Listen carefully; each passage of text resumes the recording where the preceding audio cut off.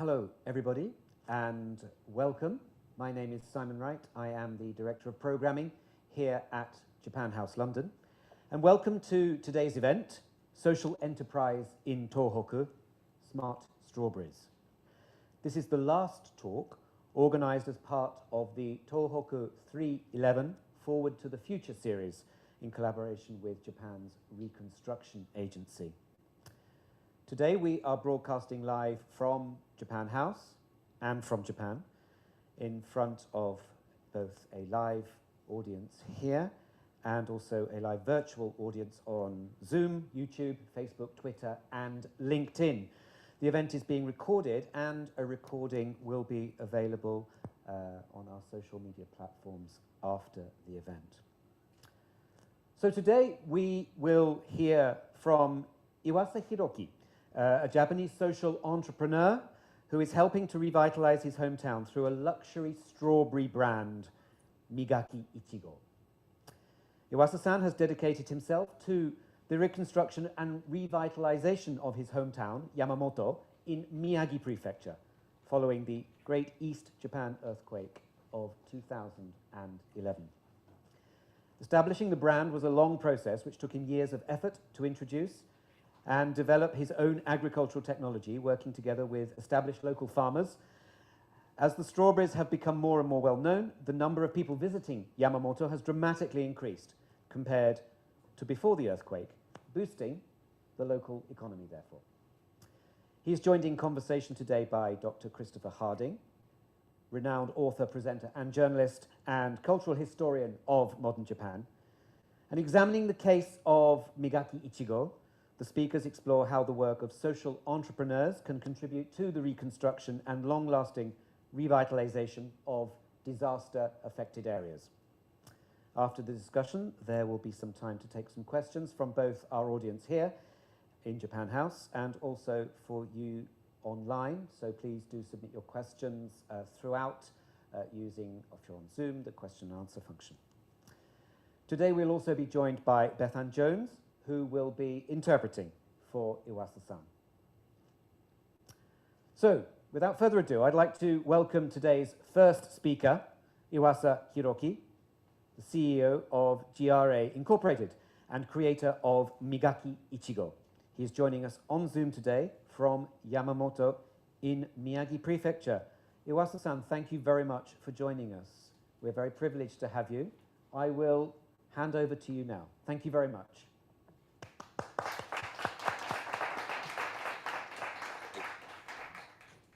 皆さんこんにちは。岩佐と申します。今日はよろしくお願いいたします。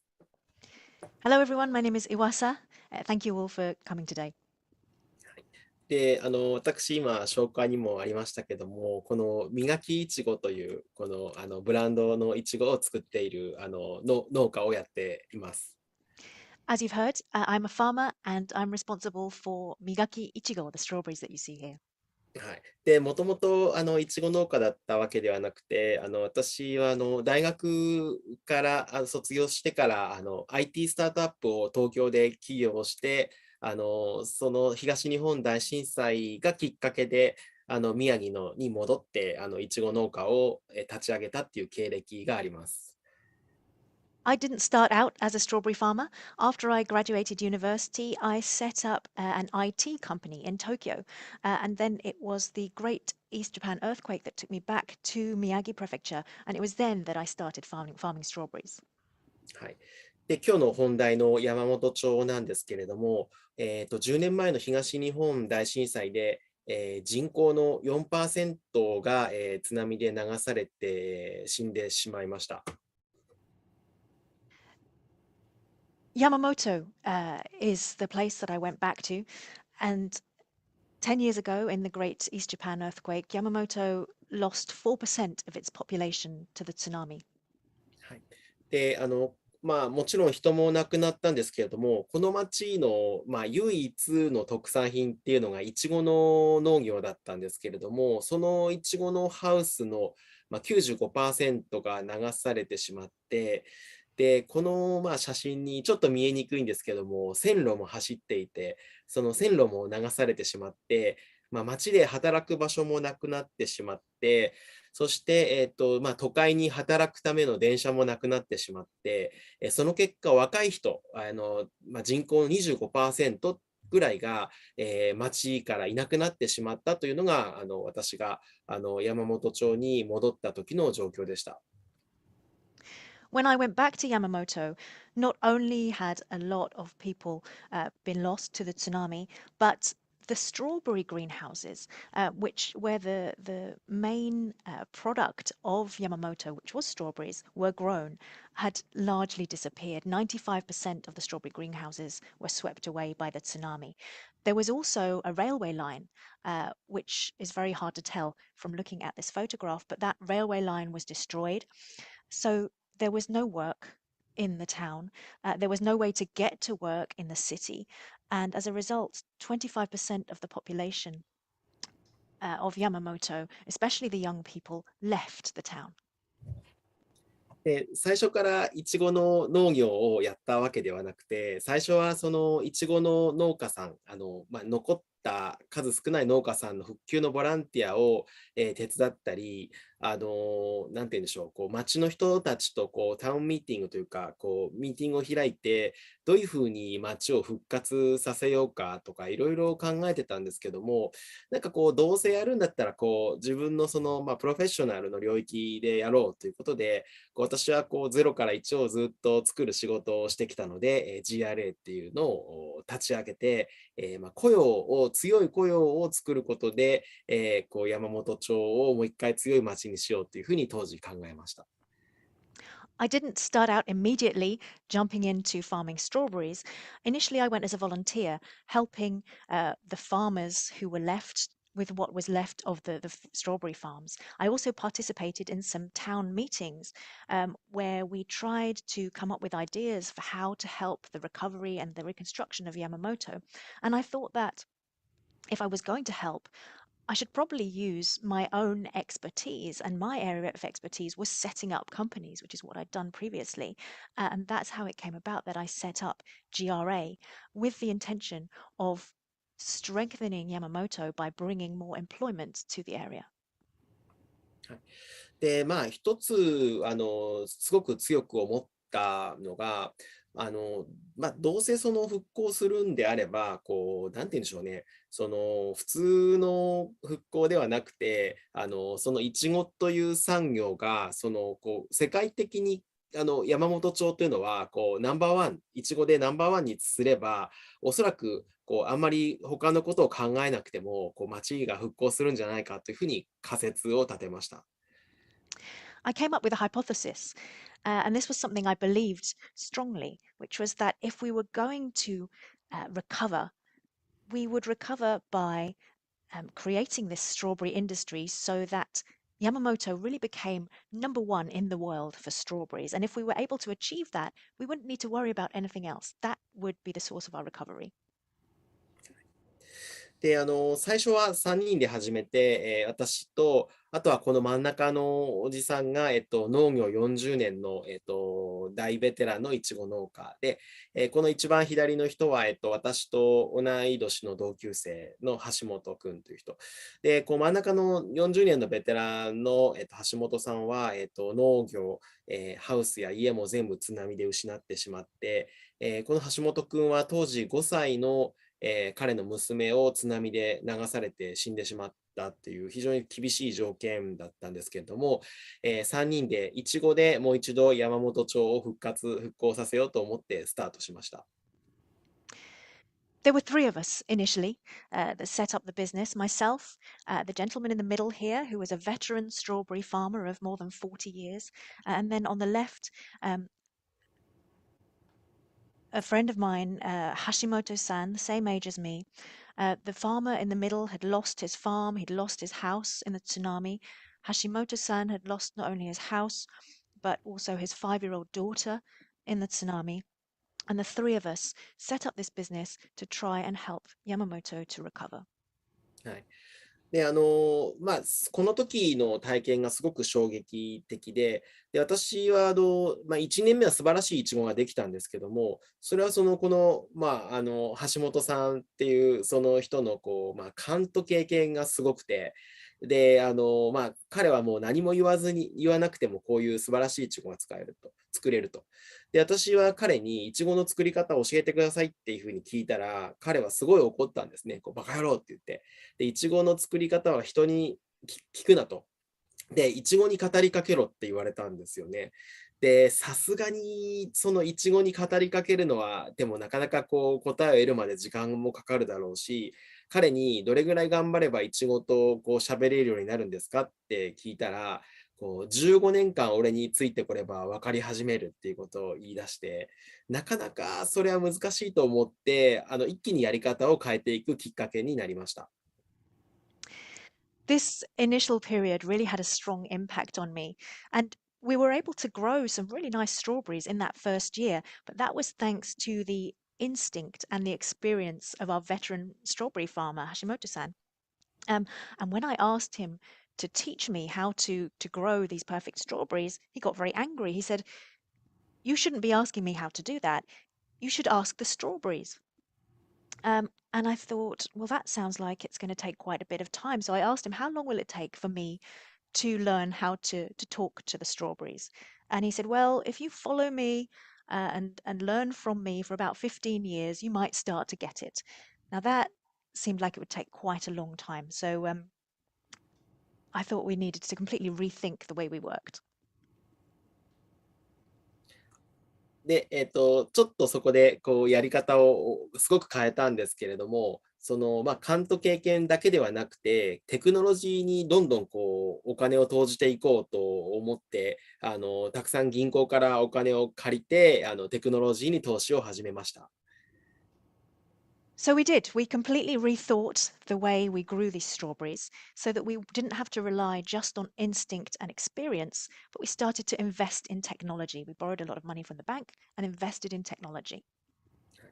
で、もちろん IT だけではうまくいかないので、やっぱり匠の技っていうのがやっぱり大事で、IT と匠の技を組み合わせた農業ができないかということで挑戦しました。But IT alone wasn't enough. We needed that skill, the craftsmanship, and I wanted to be able to combine that with the IT in this industry. はい。で、結果として、面積あたりの収穫量が、昔の農家さんの2倍になって、品質も良くなって、販売単価も2倍にすることができました。As a result, we managed to double the volume of strawberries we harvested compared to previously. We increased the quality as well, so that we were able to double the selling price of the strawberries. はい。で、それを私たちは、磨きいちごというふうに名付けました。And we named our strawberries MIGAKI ICHIGO.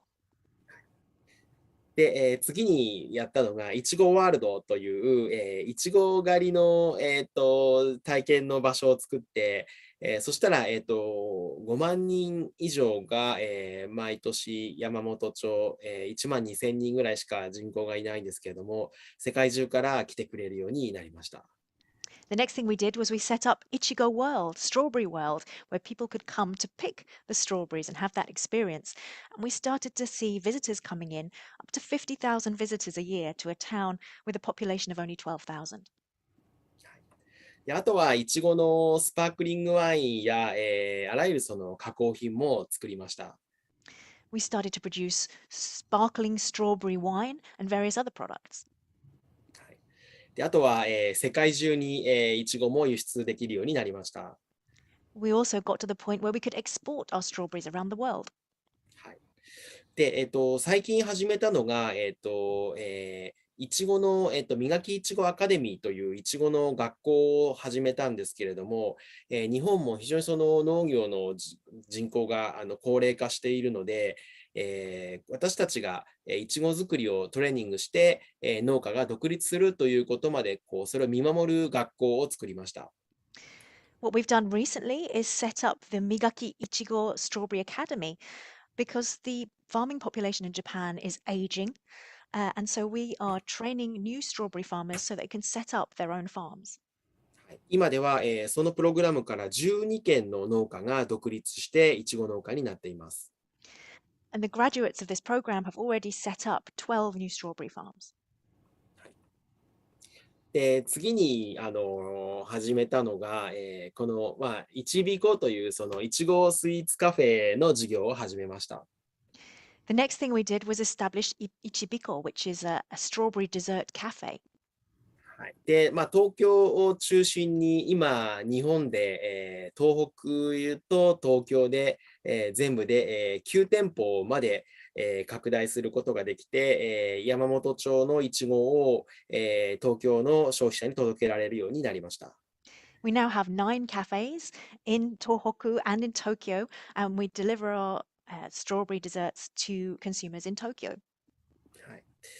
以上が私たちがこの10年やってきた事業なんですけれども、私がいつも考えていることは、その町を復興させるときに、そのビジネスとのリーダーシップとして大切なことっていうのが2つあると思っていて、で1つはその当然金銭的な価値を作り出すことですね。これはもう起業家であれば当然重要なんですけれども、もう一つは、ここにも書いたんですけども、そのプライドというか誇りを作り出すことだと思います。This is the business that I've been running for the last 10 years. And there are two things that it strikes me are important leadership-wise when you're setting up a business like this to try and help the recovery of a town. The first is that the business has to create financial value, and that's taken for granted. As an entrepreneur, that's what you always want to do. The second thing, though, is that you want to create pride, instill a sense of pride.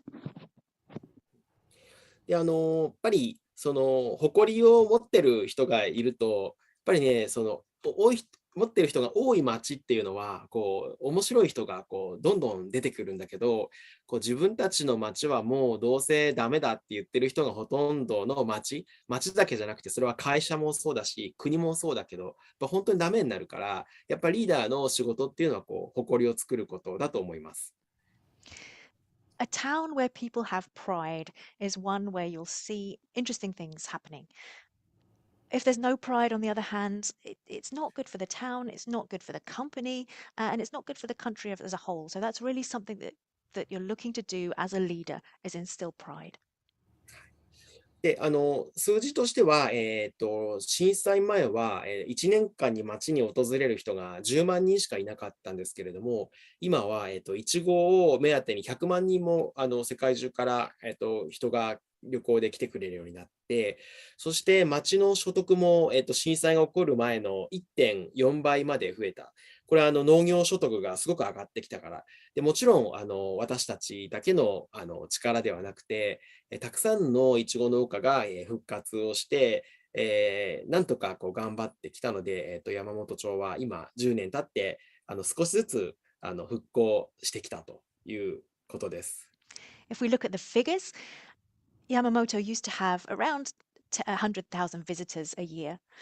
Now, after the earthquake, and thanks to the strawberry business, we see 1 million visitors a year coming from around the world. In terms of the average income, that has gone up. It's now 1.4 times what it was before the earthquake. And that's not just because of us. That's because a lot of the strawberry farms have managed to recover. And 10 years on, we're slowly walking the road to recovery. 以上が私のプレゼンテーションでした。ありがとうございました。Thank you very much.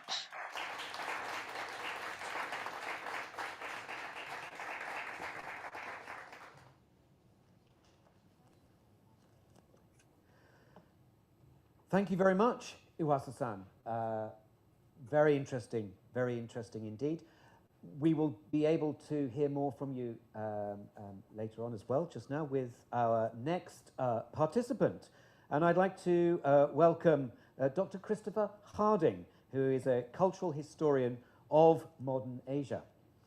Christopher studied at the University of Oxford before living and working for a number of years in Japan.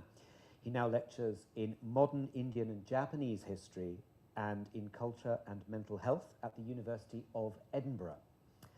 Since being named one of BBC Radio 3's New Generation Thinkers in 2013. His broadcast work has included discussion and festival appearances, essays, a taster film, and extensive documentary work on BBC Radio, including a 4-part series on culture and mental health, The Borders of Sanity, which was broadcast on BBC Radio 4 and the World Service in 2016. He has written for BBC History Magazine, History Today, Aeon, and The Telegraph, in addition to Japan's premier national daily, the Asahi Shimbun. Will you please join me in welcoming Dr. Christopher Harding? Thank you.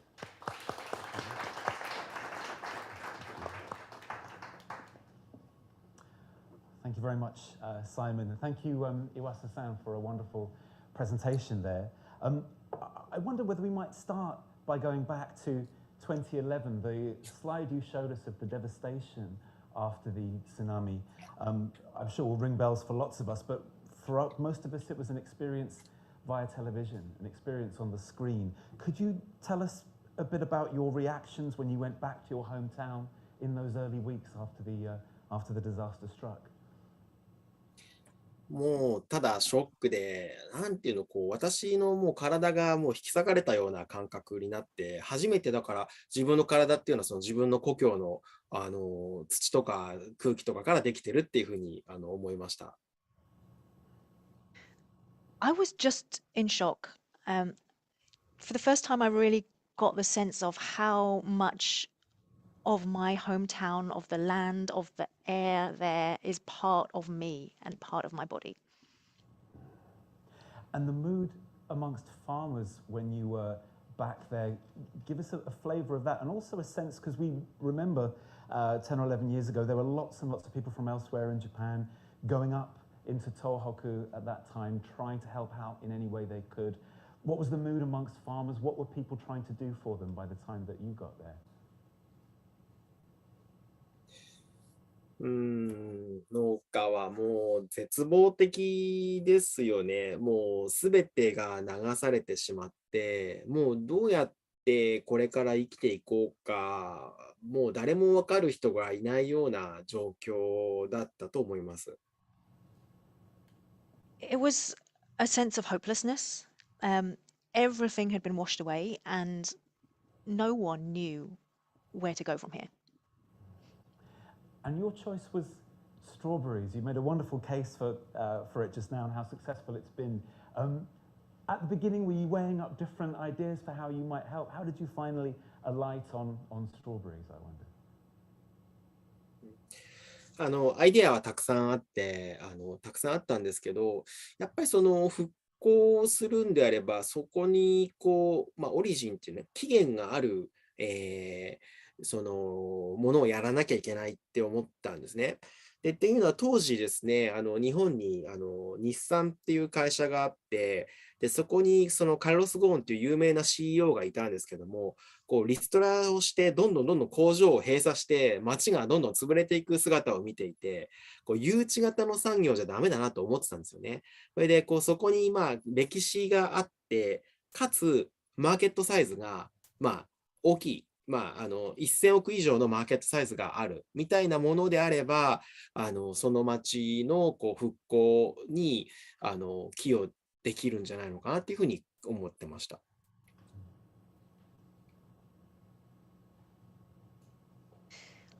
I did have a lot of ideas, but I thought that if we were going to use these ideas to help the town to recover, it needed to be something that was rooted in the area.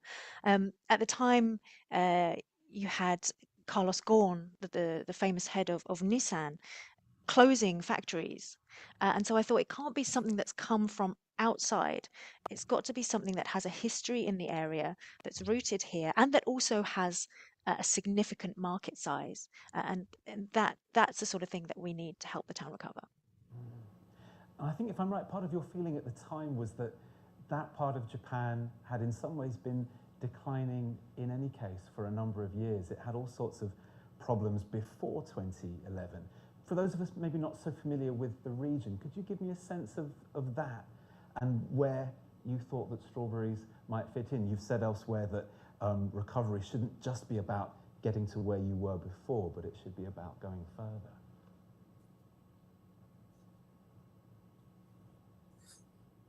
その通りです。まあ、震災があったから、何かこう、私もこう挑戦したんですけども、実は震災の前からずーっとダウントレンドですね。人もいなくなっていって、で、津波が来て、一気にそれがダメになったっていう、こう、だけであって、ここ30年ぐらいは、こう衰退の一途だったというのが山本町の現状でした。As you say, it was the tsunami, it was the Great East Japan earthquake that led me to take on this challenge. But the town had been on a downward trend for 30 odd years already, but the tsunami accelerated that. And we, not long ago, we were covering a story with the BBC about British farmers and how some of them are starting to use VR headsets, trying to integrate technology with what they do. So you have a VR headset and you can track your cows. You can see what each individual cow is doing, its life history, its productivity, etc. And it was a struggle in some ways to persuade some farmers, at least, that technology can really have much of an impact on the way that they are doing things. I think we've had a flavour from you already about perhaps the challenge that you faced in dealing with farmers in the area and persuading them. Can you give us a sense of how it was early on? How did you manage to persuade people to take this agri-tech approach? そこはもうやっぱりいいポイントで、今でも難しいです。で、最初にそのテクノロジーを使ったときに、こう、まあ、センシングするためのサーバーというか IT の機械を買ってきて、で、その農業40年のベテランの彼は、橋本さんが最初にしたことは何かっていうと、そのサーバーを蹴っ飛ばしたっていうか、ドーンってね。で、俺はテクノロジーなんか絶対信用しねえぞって言っていて、今でもテレビが来るとそう言ってるから、相当大変な戦いっていうか、ダメだけど、バトルしてるね、いろいろ。はい。That's a very good point, and it's something that's still tricky to this day. When we first started introducing this technology, we had sensors and we had machinery and we had servers coming in. And the first thing that our veteran farmer of more than 40 years did was to kick the servers and say, no way am I ever going to trust this technology. And when we have TV interviews, to this day, he still says that on TV. So it's an ongoing battle in a sense. Fair enough. And for those of us who maybe don't know too much more about IT than we do about farming, could you tell us a bit about what the use of this technology involves? What's the sort of data that you're putting in? How are you using it? Give us a sense of what that looks like, please, if you could. もちろんそのVR を利用して、その昔の匠の技を形式地化をするという、技の定量化、形式地化っていうアプローチですね。それをまず一つやっている。で、あとは技だけじゃなくて、例えばベテランの農家がいちごが寒いぞって言うんですけど、その時に実際その数字的、科学的にどういうことが起きているかっていうことを、例えば、日射量だとか CO2 の濃度、温度、あるいは、湿度だとかそういったデータをものすごいたくさんのデータを取って、因果の関係、その時にイチゴがどうなっている時にどういう環境なのかっていうことを定量的にはっきり言えるようにしたと。それはでもすごいびっくりしたけど、今まではそれはなかった農業には。だから私もびっくりしたけど、そういうことをやってます。So we've used technology to quantify and to systematize the experience of the veteran strawberry farmers. So if the farmers say, "Oh, the strawberries are too cold," then we want to know what that means. So we sense the temperature and the amount of sunlight and the amount of CO2 and the amount of humidity, huge volumes of data, and analyze that to understand the cause and effect. So we want to quantify this knowledge and experience that the veterans have. And I was surprised that this didn't exist already. And we heard that lovely comment, one of the farmers saying it might take up to 15 years to learn how to listen to the strawberries. And there's that broader, perhaps cultural idea in Japan that something worthwhile, the period of training to even reach a fairly basic level, inevitably takes time, eats up a large portion of your life. How do you persuade people that you can do that much more rapidly with the application of technology? How did that conversation go? How did those relationships go?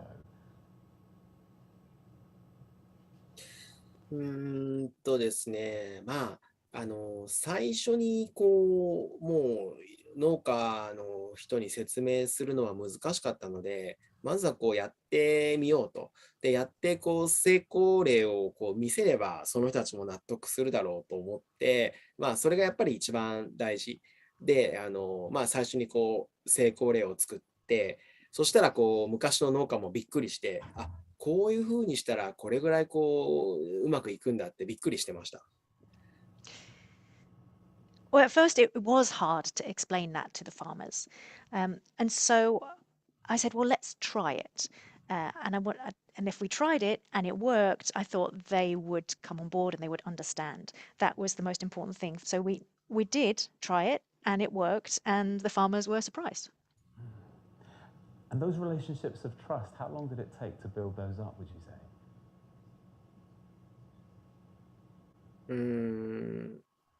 その人間と人間の信頼関係という意味で言ったら、1年はこうほとんど毎日彼とご飯食べました。I had dinner with him for pretty much every day for a year. Gosh, interesting way of doing it.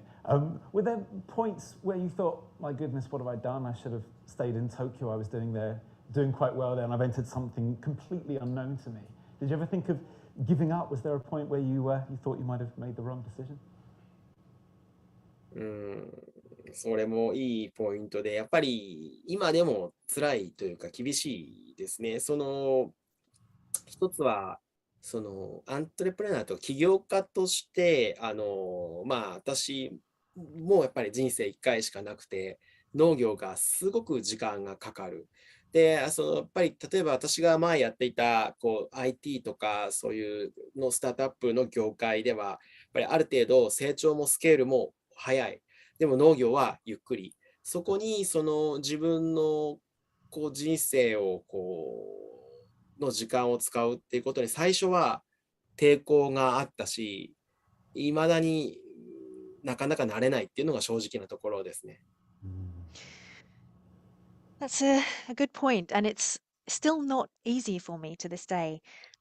As an entrepreneur, I was very aware that I've only got one life and that farming is something that takes a lot of time. Before I was in IT, I was starting up companies, and that's quick. The growth and the scaling up is very quick, whereas with farming, it's very slow. And I did have some resistance to using my precious time for such a slow-growing business. Even now, it doesn't come naturally to me. Some of the images that you were showing there, we've talked a bit about the technology. Another element of it clearly must be some very good marketing. Perhaps you could tell us a couple of things. One is, for those of us not so familiar with food culture in Japan, what's the importance of the strawberry to people?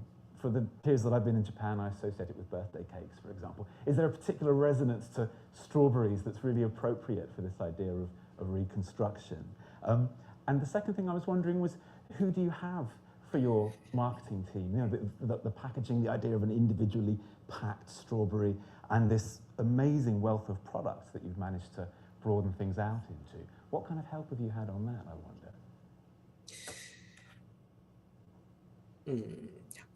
いちごはですね、日本では、果物の中で一番マーケットサイズが大きいんですね。だからやっぱりその日本を象徴する果物が実はイチゴなんですね。だからこうすごく面白いと思いました。で、最初にサポートをしてくれる人っていうのはたくさんいて、で、私たち農業のその会社を作った時は全然お金もなかったですから、こう、プロボのボランティアで、例えば広告のプロ、デザインのプロ、そういう人たちをこうたくさん集めて、で、無料で働いてもらったんですね。でも、ただの無料じゃなくて、その成果というか、手柄って言ったらいいんですか、は全部その人たちが、こう、自分の会社、本業に成果として持ち帰っていいと。だから多くの友達は、ただ働きしたけど、この磨きいちごビジネスでキャリアアップをして、今ビジネスがうまくいってる人が多いと思います。Strawberries are actually the biggest fruit in Japan. There's the fruit with the biggest market size in Japan, which is why I thought this would be a really interesting area to go into. In terms of the support that we got, initially we had a lot of support, but the company didn't have any money. So we had professional advertisers, professional designers helping us pro bono. But they'd worked for free, but they were allowed then to use their work for us as a case study and to use that to promote their own work. So I think that in that way we were able to help them as well. Would you say this is part of that effort after March 2011 for people all around Japan to see what they could do to try to help? I think at the beginning, obvious things like food and shelter and clothes people were trying to provide. But as the months and the early years went on, people were able to find quite different and quite creative ways of contributing. Is that roughly how it went when you were building up your business? なったと思いますね。この、県だけじゃなくて、おそらく、日本では、そのボランティアっていうのはあんまり馴染みがなかったんだけれども、プロが自分の専門分野に関して、こう、なんていうの、自分の時間の 5% だけをこう使おうと、ボランティアワークにね。それは自分のプロの領域でですよ。っていうのがですね、この2011年あたりから日本でも広まってきていて、今ではすごく社会的に、すごく、いろんなこう社会的な活動にそれぞれのプロが時間をちょっとずつシェアするっていうことが普通になってきたなと思ってます。Yeah, back then, Japanese people weren't really used to the concept of volunteering. And so this idea of professionals spending 5% of their working time on voluntary work to support us was quite unusual. But since then, it's an idea that's really taken off, and professionals around the country use their professional time in this way for the social good. I want to ask you about that broader picture because I think after March 2011, there were all sorts of people who travelled to Tōhoku wanting to help. I think it's quite well established that some of those efforts worked and others didn't perhaps work so well in the long run. What's your sense of what worked and didn't and why? What was the secret formula, for want of a better expression, for people who wanted to volunteer actually becoming quite effective? それは非常に重要なポイントだと私は思っていて、で、うまくいかなかった人というのは、その何をやったからうまくいかなかったっていうことじゃなくて、その人が東北に来て、東北に迎合するっていうこと、つまりこう自分をこう東北人のように東北の言葉を使って、同じようになってしまう。そして、こう自分のオリジナリティを失った人っていうのはやっぱりうまくいかないんですよ。だけど、東北に行って、こう少しこう喧嘩しても、やっぱりこう自分がオリジナルのままで価値を発揮できる人っていうのは10年経った今でも、こうすごく東北の役に立って生き残ってる人が多い。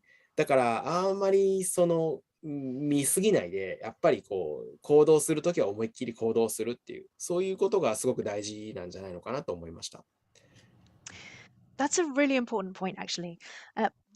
In the cases where these efforts didn't succeed, it's not because so much of something that people did, it's more the attitude. So the people and the efforts that haven't succeeded tend to be the ones where people have tried to become locals. They've tried too hard to fit in. They talk, the local dialect. And in doing that have lost their own impetus and their own originality. Whereas people that have come in, and even if they've fallen out with the locals to an extent, they've kept the original idea of the value that they wanted to bring. Those are the ones that have been successful, and 10 years on, those efforts are still working and still succeeding in the area. Thank you. Is there something there, I wonder, historically with the Tōhoku region, some people in that region feeling as though the Tokyo, Osaka areas of Japan sort of look down on them or see them as being less relevant? There's that regional element and perhaps also an age, demographic element as well. We travelled to the region a few years ago to do a documentary partly about mental health care for people in the aftermath of the triple disasters. And people were saying psychiatrists or psychotherapists might be looked at with a certain degree of suspicion, but Buddhist priests could effectively give the right kind of counselling to people because they spoke that language. So is there something there that you see more generally in terms of region, you mentioned dialect, and also demographics that you've been able to tap into?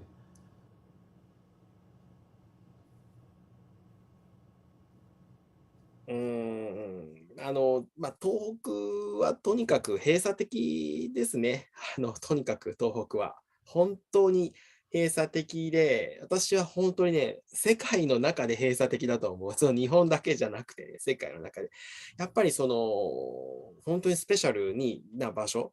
だから、新しい人が何か入ってやっていくっていうのは難しい。これからもおそらくすごくやっぱり難しいし、私はそこで生まれたけれども、私でさえ一度東京に来て戻ったら、なんかちょっと外の人みたいな、そういう感じだったから、そこを変えた方がいいのか、変えない方がいいのか、すごく難しいところだし、変えなかったらおそらく発展はしないし、どうしていいのかなっていうのはすごくいつも考えますね。難しい問題です。Tohoku is very insular, very, very insular and inward looking. I think out of all the regions in Japan, in fact, out of all the regions in all the countries in the world, probably one of the most inward looking. It's a very special place. And so it's hard for someone new to go there and start something new. It was hard when I did it. It's still hard today. And I was born there. But once I'd left and gone to Tokyo, as soon as I come back, I'm an outsider. So it's something I think a lot about, whether that's something that needs to change or whether we shouldn't try and change it. If we don't, there's a risk that the area won't develop. And so it's something that's on my mind a lot. Thank you. I was going to ask you how you see the future for the region. One of the stories that doesn't get so much coverage here that perhaps should is the revolution in energy supply in Fukushima Prefecture, especially. Of course, as we know, part of the disaster was the meltdown at the power station. And Fukushima aims to be completely on renewable energy sources only by 2040. And you have these big solar parks in parts of Tōhoku now, which are really pioneering something I think quite important for Japan. Do you see what you're doing as part of a bigger effort to, for want of a better term, build back better? And if you do, where do you see things being in about 10 years' time, do you think?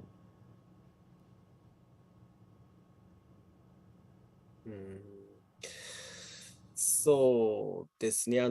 福島は本当に大変ですね。大変というのは、私は福島の隣の宮城というところだから、まだいいですよ。やっぱ福島は本当に大変、特別だから、日本人がみんなでやっぱり応援しないといけない場所であり続けると思うし、福島のようなところからイノベーションというか新しいものが生まれてこればいいなと思っていて、で、私たちのやっぱりイチゴも、せっかくここまでやったんですから、私たちの地域だけじゃなくて、日本全体の農村地域、あとは世界中の農村でやはり貧困の問題っていうのがあるんですね。で、そこに私たちのイチゴのテクノロジーを持っていくことで、農村の貧困の解決、あとは日本の美味しいイチゴをですね、いろんな国の人に食べてもらいたいっていう大きなビジョンを描いているから、今の場所だけじゃなくて、どんどん技術を広めていきたいなというふうに思ってます。Fukushima had it very tough. I'm from Miyagi Prefecture, which is just along from Fukushima Prefecture, and so we were better off in a way than Fukushima. Fukushima is an area that still needs support from the whole of Japan, and I hope that is leading to innovation coming out of Fukushima. As far as our strawberries are concerned, we've come this far, so I really hope that our technology will be able to benefit other farming regions in Japan, and in fact other farming regions around the world that are faced with poverty. If our strawberry technology can help to alleviate poverty in some of those regions around the world, that would be amazing. And of course, I want people around the world to be able to taste these delicious Japanese strawberries. So that's the big vision, really, to take this technology out to the world. Lovely. I think that's a lovely point at which to end it. Thank you very much indeed, Iwasa-san. Much appreciated. Thank you.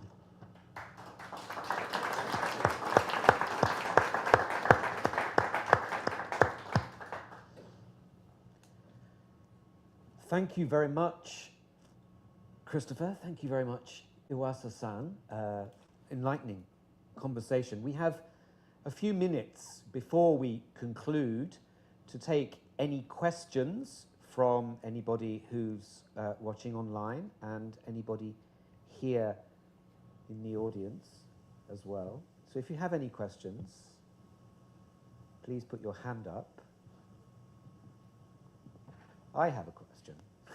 It's actually for you, Christopher. All right. And it was regarding I know that your study at the moment is about how Americans, Europeans have had an interest in Asia. That's right. In the East. And do you see something of that in how Japan has reacted to 2011, for example? Is that too close to in the past, or is it something that you can see? All right, to see what the effects might be of 2011. This fascination with Asia from a European or American perspective. Yeah, I think before coronavirus came along and ruined everything, I think the interest in Japan here was going up and up rapidly. The numbers for tourists heading out to Japan have been huge up to 2019, up to 2020. I think to the point where certain parts of places like Kyoto, there was almost a certain amount of resentment developing at uncouth Westerners heading out to these beautiful parts of Kyoto. So I think Japan, as soon as coronavirus is at least a little bit more behind us than it is now, I think Japan will be doing extraordinarily well from a tourist point of view. And also, I don't know what the practicalities are for Iwasa-san of getting fresh strawberries out to us, but I think there's an enormous appetite for decent Japanese cuisine of all sorts, potentially including the strawberries. Can you get me a single strawberry packaged up and out to London in edible condition? I bet you could, Iwasa-san. 送れるかどうかわからないけど、送ります。I don't know, but yeah, I'll send you one. That's really sweet. Thank you. Thank you very much. Actually, we have a question through online, which is directly that from Katerina saying, where can we get these strawberries in the UK? イギリスでは買うことができないです。You can't get them in the UK, I'm afraid. it's just me. I can maybe send half the strawberry on to this other person if they can go halves on a single strawberry. Can I throw in a quick question? Please do. That's okay. On your website, Iwasa-san, I think I saw strawberry infused skin cream, or a skin cream that uses strawberries. I don't know if this is beyond your particular expertise, but what does strawberry do for the skin? I've never heard of that before. もちろん、そのビタミン C がすごく多くて、こう、なんていうの、アンチエイジングとか、美白作用がすごいからすごくいいですよ。Strawberries are great for your skin. They're full of vitamin C, so they're good for anti-aging. They're also good for whitening. Thank you very much. Do we have any questions here in the room at all? I'm sure you've got something lined up. Yes, please, can you just keep your hand up so that we can give you a microphone so that you can be heard online as well? Thank you. Very interesting talk. Thank you very much. I was just interested to know how long the tradition of cultivating strawberries in the area where you're working, Iwasa, and your farmer friends, how long has that been going for in Japan? ですね、80年前ですね。They've been growing strawberries there for 80 years. 私のおじいちゃんもいちご農家で、いちごを作っていて、で、私のおじいちゃん今101歳でまだ生きてますけれども、先輩に教えてもらったって言ってました。My grandfather was a strawberry farmer. He's now 101 and still going strong. And he said that he had learned from his senpai how to grow strawberries. Thank you very much for the question. It's going on from, you mentioned birthday cakes, for example, Christopher. My thought of strawberries in Japan, of course, is Christmas cakes as well. But you mentioned, Iwasa-san, that it's such a huge market. Maybe could you talk to us a little bit more about why strawberries? I mean, we associate them with Wimbledon and English summers, maybe, but why so popular in Japan?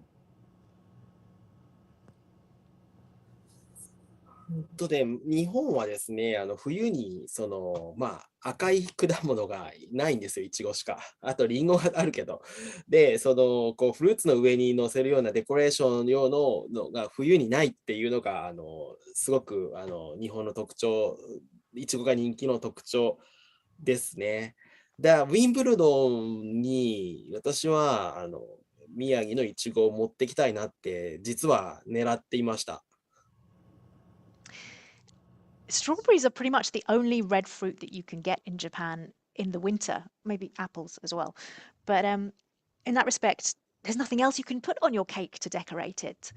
So that's why they're so popular in Japan. And you mentioned Wimbledon, but actually a dream of mine is getting Migaki Ichigo strawberries to Wimbledon. Maybe that can happen. Let's keep our fingers crossed. I think actually that's all we've got time for, unless we do have any burning questions. So before we finish, thank you very much, Dr. Christopher Harding, for joining us today. It's a great pleasure to have you, and also thank you very much, Iwasa-san, joining us all the way from Yamamoto in Miyagi Prefecture, and also to Bethan, who has been interpreting throughout. Thank you very much indeed. If you'd like to listen to today's talk again, it will be archived on our social media platforms. That's YouTube, Facebook, LinkedIn, and Twitter. And you will also be sent a simple feedback form by email after this, if you've come here, and also if you're online. And if you could fill that in, that would be much appreciated. It will help us to continue to be able to do things like this in the future. This is the last day of our Tōhoku 311 Forward to the Future series. We have this display and workshops here in this room. So after this event, if you're here, please do feel free to stay. There'll be sake available as well, something to eat, and if you're lucky, maybe you'll be able to find a place in one of our workshops. And related also to this area, to Tōhoku, on Thursday, in fact, at 12 o'clock, we have an online event called The Fishermen Who Plant Trees. This is a conversation with Hatake Yamamoto from Mori wa Umi no Koibito, where oyster farmers have understood the relationship between the forest and the sea and have been doing this for quite some time. So yet another look at the environment, something that has been very much an overarching topic for our week of events regarding Tōhoku. Thank you very much again. Would you please join me in thanking both Dr. Harding and Iwasa-san. Thank you very much indeed.